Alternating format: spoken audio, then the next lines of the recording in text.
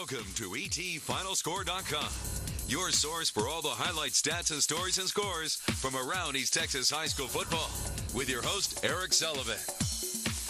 What's up, everybody, and welcome to the 2014 debut of the high school football season here on the ETFinalscore.com football show. The next 3.5 months, we will be here and be your home for everything East Texas high school football. To be a part of the show, please join us. Tweet us at etfinalscore.com or tweet at us at Eric Sully, CBS19. 903-216-7290 is how you can text us. Jeff Schaefer will be with us live from Jacksonville, and the Pine Tree game coming up in just a moment. Also, the Tyler Sports Riders will join in as well. We start with the big one, though, down at the Abe and Lufkin. The Panthers hosting Longview for the 75th time. The series all tied up going into tonight. Let's get to the highlights from the Abe. I tell you, the Pack motivated to have a much better 2014 season. But here come your very highly ranked Longview Lobos. And Desmond Chumley, what a cannon he has. Hits his big tight end, Emmanuel Gordon. What's the deal? Longview always has a great tight end. Then Tylen Miller gets into the end zone. Longview strikes first. They are on the board. Trey Cumbie. You got to have guys like this on your team. He is one tough dude. Big runs, not afraid to take a hit. And then he's going to find his running back, Blake Johnson, for the touchdown. And we are all tied up. Chumley comes back, though. He fakes out everybody, goes to the right here. Big-time run for a big-time high school football player. And then nothing doing for Longview. They had a turnover, and Lufkin takes over from there. You score off turnovers, you usually win. Steven Sewell, the senior, the leader, he scores. And this is a shock, folks. All Lufkin, 44-14 is your final. Congrats to the Pack. Over at Rose Stadium tonight, the 2014 version of the John Tyler Lyons was on display against Plano High. Coach Holmes pretty fired up in this one. But it starts tonight. Let's go! All right, here we go. Let's get to the highlights. And not a very smooth or well-executed game. Bad snap to Gio McAllister, and he gets a hit put on him by Colton Passeri there.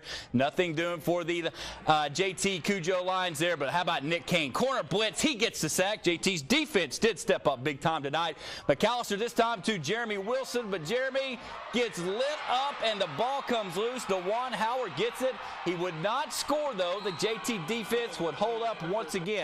We were scoreless at the half. Third quarter, Bryson Gibson takes over the ball game, gets the pick six. His head coach, Rickland Holmes, a former corner, loves it. Takes it all the way back for the score, and the John Tyler Lions are victorious, 30-12. Like I mentioned, it was not a pretty game for the JT Lions, but a win is a win. Now, with more on the JT, we haven't got Travis Yosting just yet with us, but we will try to get him on the show before the evening is over to tell us about that win. That one just wrapped up between JT and Plano. All right, a lot of storylines in this one tonight. JT at Pine Tree at Jacksonville. Jacksonville, of course, has one of the top quarterbacks in all of East Texas, Carter McCowan. And here comes the Pine Tree Pirates with the new head coach, David Collins from Lake Travis. Early on, 7-0 already. Mason Hayes, what a pass to Jonathan Giddings, just short of the end zone, but that's all right. Mason, rocket arm, goes right back to Giddings, and that is a touchdown for Mr. Jonathan Giddings. We are tied up at 7. Second quarter, it's 21-13. Carter McCowan. We know his arm's outstanding. Look at the wheels from CM. Big run right there. This time, he hands it off to that Tavian Thacker. He would go in for the score. They got the two-point conversion. They lead 29-13. This time, McCowan a little dump off to Braylon Parrish. Braylon says, give me the ball and get out of my way. Up the sidelines. What a run for this 75-yard touchdown. Jacksonville starting to push away in this one. It's 36-19 at this point. Thacker, another big-time run. Hey, Chapel Hill 0-10 last year. Jacksonville 0-10 last year, but they get it done. Now we can show that score real quick, Jack. Indians 62-37. That is your final score. With more on the Fighting Indians opening week win, we go back down to the Tomato Bowl. That is where our Jeff Schaefer joins us now with a report on the winning team there, the Jacksonville Indians. Well, Eric, a lot of excitement here at the Tomato Bowl tonight as the Jacksonville Indians start off the season right with a 62-37 win over the Pine Tree Pirates. I'm joined now by Tribe quarterback Carter McCown. And Carter, just first of all, give me your gut reaction. What's it like to start this season off with a win, especially after going 0-10 last year? Oh, it's nice, and to put up 62 points, that's the most points we've put up in a long, long time. And the fact that we did it against a pretty good team, we ran the ball well. We had 6 rushing touchdowns. I mean, I'll do that every day. How much does that help you as a quarterback when you're able to run the ball like that? I know that's what Coach Tabor wants to be able to do.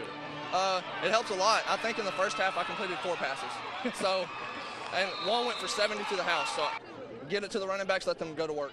All right, thanks so much, Carter. I appreciate it. Congrats on the win. Now, I'm going to step over here to one of the men who scored a few touchdowns tonight for the Tribe, Datavian Thacker. Datavian, just talk to me a little bit about what were you feeling on offense tonight? What did you guys have going that worked so well against Pine Tree? Man, I don't know. Like, we've been wanting this game for a long time. We wanted this W. So Coach told us to get out there, go get it, and so we did. We went to go get it. We talked in the preseason about a different attitude this season. Was that on display tonight, do you think? Most definitely, yeah. It was a different attitude. We was out there, we wanted the game, so we got what we wanted. All right, Stavian, thanks so much, and congrats on the win. So, Eric, again, big way for the Tribe to start off the season with the win over Pine Tree. Back to you in Tyler. All right, Jeff, great job there. What a start for the Indians, getting the big victory there over Pine Tree tonight. Now, we talked about JT getting that 30-12 victory. We do now have Travis Josting. I think we caught him right in the middle of doing some interviews. Travis joining us from the Trinity Mother Frances Road Stadium. Travis, I was there for the first half of this game between John Tyler and Plano. It was not a pretty football game, but they really got it going in the second half, didn't they?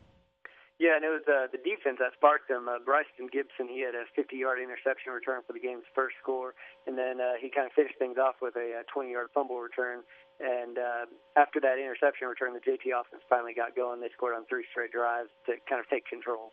What did you're going to have some sloppy moments, Travis, whenever you're in week 1 of the season, but this is a team of JT Lyons that's been there, done that. Maybe a little bit of nerves, or was it just a muggy, hot, slippery night out there because they had trouble getting the snaps off at one point? Yeah, and I mean they started the game with a false start, which was kind of a sign of things to come. They had 7 penalties overall, 2 fumbles that they lost.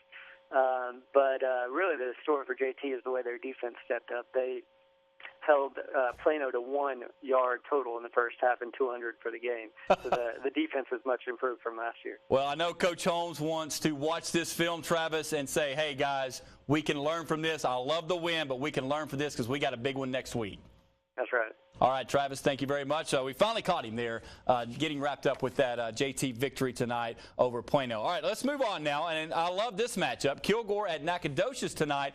The Bulldogs went to the state finals last year. The Dragons, meanwhile, best turnaround in East Texas back in 23. Was it a fluke? Or could Coach Reyes and the Dragons keep it going?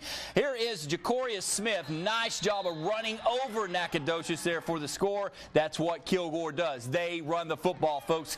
Kalen Williams, another weapon, along with Kevin Justice. These guys can run on you all day long. Big gain right there. Then quarterback Xavier Goana. Keep your eye on him, and then keep your eye on the coach's son, Jared Wood.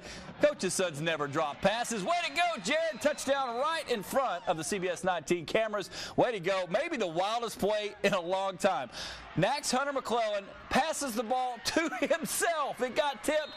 He gets it back and gets a first down. How about that? Play of the night nominee for sure. And then when Hunter tries to run it in here, Mason Shelton forces the fumble and gets it.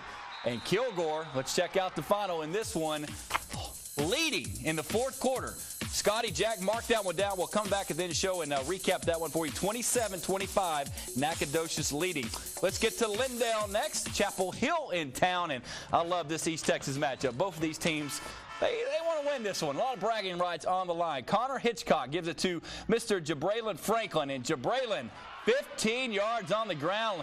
Well, he just looks smooth running that football right there, doesn't he? Then Cam Neely comes right back. No score there for the Bulldogs to Aaron Jackson. And Aaron on the screen. They set it up perfectly. Look at those big Eagles out in front to block for Aaron.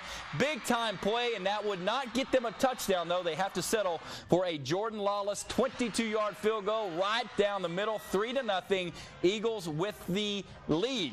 Cam Neely now goes back to Aaron Jackson, but he gets hit by the Lennox Garrett.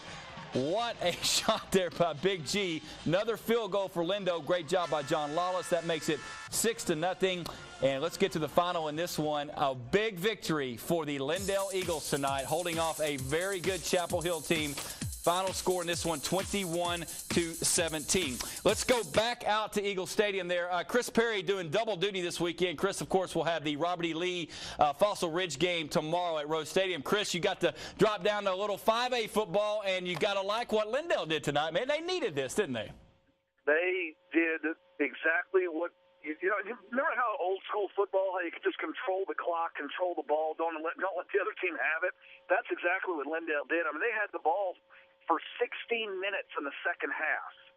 Chapel Hill got the long touchdown pass to DeAndre Phillips, but besides that, it was just Aaron Jackson and just running the ball hard, and they just ground Chapel Hill down in the fourth quarter and got 2 fourth-quarter touchdowns, and that was the difference in the game. Big win for Lyndale, no doubt. I love Coach Metter. He's one of my favorites. But on the Chapel Hill side here, Chris, they didn't get the win tonight, but a good gauge on where they need to be at for week number 2 for Coach Sitton, right?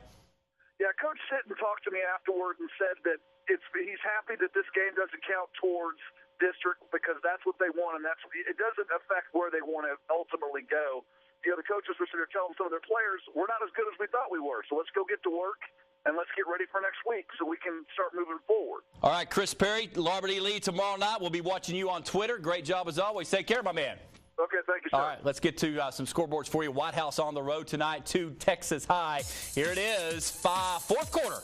What a game, though. White House had the lead 31-28. Texas High has just scored. Mark that one down. We'll update you before the show's over. Other scores from the night. Henderson-Athens, good old East Texas showdown right there. Henderson up by 9 in the fourth. Bullard losing to Groesbeck in the fourth, 41-14. Sulphur Springs losing 21-33. And then Paris all over Mount Pleasant tonight, 49-6. Now, a reason why a lot of these games are just now in the fourth quarter. That rain kept things backed up a little bit for a lot of kickoff times. Break time right now. Show it off there, guys. We're getting fancy tonight. Going into the big board. Check all the scores on etfinalscore.com. There's a big board. Look at it. We'll be right back with more highlights.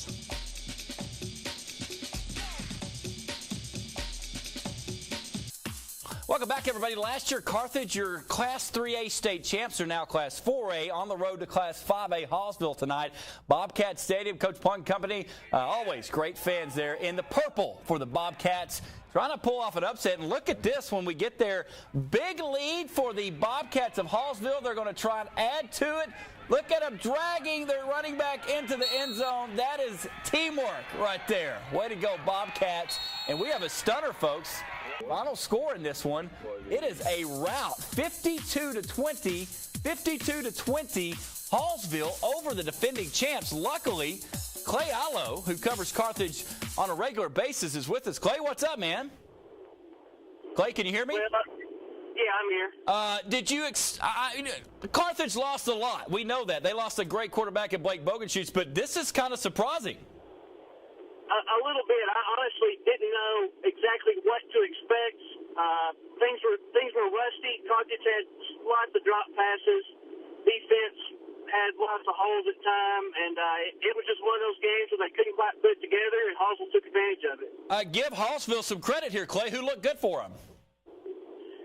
Lots of guys across the board. They ended up with about nearly 500 yards of total offense. Threw for about 150. Had 2 guys who rushed for over 100 yards. They were able to put their offensive plan together, and that read option really gave Carthage some issues. There was one touchdown drive. I think they ran a read option probably about 8 or 10 times in a row, and it was either left, right, or in the middle. Hey, Clay. Carthage couldn't find a way to stop it, and Hallsville put up some points. Clay, Carthage has one of the best coaches in our area, Coach Surratt. He'll figure something out from this. Oh, he will. He told his players, they've won 4 state titles in the last 6 years, and in 2 of those state title wins, they lost the first or second game. All right, Clay. We're about out. He knows his team has a long way to go, and they've certainly got plenty of time to get better. All right, Clay. Good stuff there, and congrats to Hallsville there. Huge win for the Bobcats there. All right, Marshall, let's get the score up for them. They were at Roy City tonight. Pretty good bounce back here for the Mavericks, and look at that. Nice start to the season. 54-21. Way to go, Marshall. All right, let's check out Pittsburgh and Pleasant Grove tonight over in the Texarkana area. Early on in this one, we've got a big run by Frazier and Harrison. He picks it up, and we get the quick TD off the fumble ball. That's Harrison picking up and going the distance. 8-0. Coach Dickie Meeks and Pittsburgh get on the board. On the ensuing kickoff, here comes Pleasant Grove's number 22, Hunter Hatfield. He's going to catch it. Look at what kind of blocks he has, and he has a lane right there. Go, young man, go. Splits him up the middle, goes up the right side. Can he go all the way? Oh, good job by Pittsburgh to avoid the touchdown, but check out what happens again. Another fumble, and then Frazier and Harrison gets his second fumble recovery for a touchdown. Let's get to the final. You got to love plays like that. Pittsburgh, though, goes down. Pleasant Grove got it together. 26-25 is your final. Some scores for you. Gladewater, Dangerfield. Late start in this one because of the rain. We're at the half with Gladewater up by 1. Van over Palestine 38-7. That's a final. Westwood trying to get a win to start the year. I don't have that one. We do have Kings Academy. Congrats on their big win over Karnak, 61-18. Spring Hill, way to go Panthers, 19-18 over Winsboro. A couple more for you here real quick. New Boston falls to Atlanta. Wow, that's a big rivalry game, but Atlanta 41-7. And in Brownsboro, congrats to them. Coach Hooker Company 1-0 on the year. They win 36-12. All right, usually we see powerhouses Tatum and Newton meet in the playoffs way late, like regional finals. Winner goes to the Final Four. How about this? We got them on the opening night of the season. And Coach Andy Evans, congrats, my friend. Big win. Tatum, 39-7, making a statement right out of the gate. Down south on 69, let's go to Troop and Rusk. Rusk looking to have a good breakout season in 2014. Isaiah Francis. That is a rip the ball out of his hands and take it to the house play. Don't see that very often. Isaiah, nice job. Rusk Eagles on the board. All right, Colton Petrie. This is a big dude for the Troop Tigers, and that is a big hit on Jerry McIntyre. Now, Colton not done yet, getting the handoff from Kalen Eastman. Look at my man run the football without the helmet. He can hit, he can run, and he can also smell the end zone as he would find it right here for a score for the Troop Tigers. Oh, man, I love this guy. Look how strong he is. Final score. Let's check it out. Russ, though, with the win, 42-18, your final score. Now, a big part of this football show is the interaction between fans and the viewers, and we've got a recruiter. We started recruiting Trevor Pill, who joins us now from the Tyler Paper headquarters. Trevor, got to talk to you quite a bit tonight at the games. You're our social media guy, Twitter, Facebook, Instagram. What did you see tonight on week 1 of the final score here? Well, Eric, as you know, football kicked off yesterday. Tonight's official night under them Friday night lights. And for Texas, I think it was a little too much to handle. As you can see from the photo tweeted to me by a fan at the Brownsboro game, it was a little too electric out on the football field, according to the Lightning meter. Lightning delayed many games around East Texas, including the Brownsboro-Crandall game, where they had to clear the stands. You had the Athens-Henderson game delayed by 30 minutes, and then also the players at the Mineola-Elijah Field game had to go back to the locker rooms. Aside from that, football still had to continue throughout the night. Another thing that blew up my news feed like crazy was Big Sandy. Big Sandy defeated Quitman 12-0, no big plays.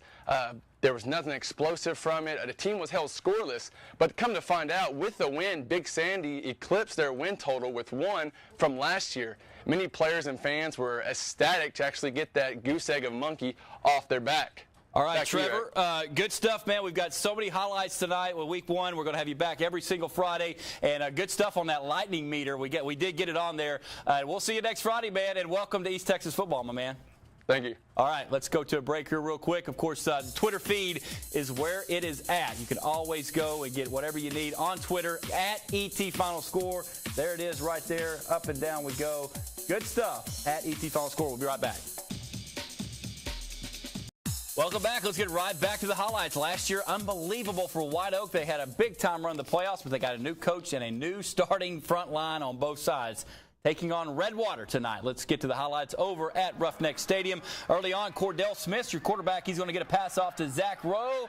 Zach gets about 15 right here before stepping out of bounds. Almost able to tippy-toe through there. Then Cordell Smith hands off to Riley Lakin. He was a stud last year. And White Oak looking good right out of the gates. Let's get to the final in this one from Roughneck Stadium. They win at 35-13 is your final score. A Yellow Jacket affair tonight over in deep, deep East Texas. Latest score, like I said, weather an issue tonight, 3-0 Mineola. The Mineola Yellow Jackets trying to hold on to that one. They win 3-0. Wascom, what a year they had in 2013. Same expectations here in 2014. The Center Rough Riders in town, and early on, Trace Carter to Mike Reason. And Mike is very reasonable how he catches that ball. Right in front of the camera there. Good job, Mike. And then the sensation from Wascom is, of course, Junebug Johnson. I fell in love with watching this guy play football last year because he is so elusive. Junebug, look at him get out of trouble right there. My goodness, nobody can take him down. Center would come back here, though. Kyle Parks, big pass to Javante Ellington. Nice job right there. Let's get to the board in this one. Can Wascom start off on a good year? No! Center, way to go. 21-14, big win for them. Winona and Hawkins, not very far apart, these two. Let's get to the highlights of this one. Jason Haas hands off to Cadalen Tennyson. And Cadalen, nice 15-yard run and a stiff arm right there. Haas this time goes to his other back, Emery King. Emery goes to the left side. Hawkins working that running game. They've got speed up there. Got a couple text messages from some fans up there. Ron Buckley says they are fast. Jason Hasso is going to drop the ball, picks it up, and stops short, but he gets stopped short of getting the first down. Winona's quarterback D. Wheeler then picks it up. Hail Mary before halftime here. Watch the attempt by D. Wheeler. Or gets it to Trevante Wade right there. Then before half, this is our Hail Mary play. Jimmy Johnson did this all the time when he was with the Cowboys. What the heck? Let's go for a Hail Mary. D. Wheeler, Wade this time had it in his hands. Doesn't get it. 24-7 at the half. 44-14 your final. Congrats to the Hawkins Hawks there. Brooke Hill Guard, let's get their score up here at home, and they win big over Edgewood. That's a big win for the Guard. Coach Brazier and company, 49-42. All Saints, real quick before we take our next break here, they were taking on the Timpson here. 7-0 Trojans. Chandler Berge sacked by Luke Lee. Way to go, LL. Gets the big sack, but Berge comes right back to James Marshall, right in the basket for a touchdown. Our cameraman Preston all over that one tonight, but more All-Saint defense and big sack by Grant Perkins gets it that time. Then Berge gets a little greedy here, throws it while in the end zone. That's intentional grounding, and there is a safety, so 9-7 is the score there. We had a touchdown pass for Patrick Pullum in there, so congrats to there. Real quick, some scores. We're going to do that. We're going to get a break in. We're going to do a couple scores here. Harleton tied with West Rusk. ARP losing bad to Paul Pewitt 52-12. And we're going to get our final break in here right quick. More scores. Play of the night next. Play of the night, Hunter McClellan from Nac. He throws it, tipped. He catches himself. That's a pass and a reception and a first down. That is our play of the night. Some score updates for you. How about White House tonight? Victorious over Texas High, 38-35. That big game, Kilgore and Nacogdoches. We get that one real quick. 27-25 Nac with the win. Also tonight, of course, congratulations to a big win for Lufkin and a big win for John Tyler. We'll replay this at 6:30 tomorrow. ETFinalscore.com for all your final scores.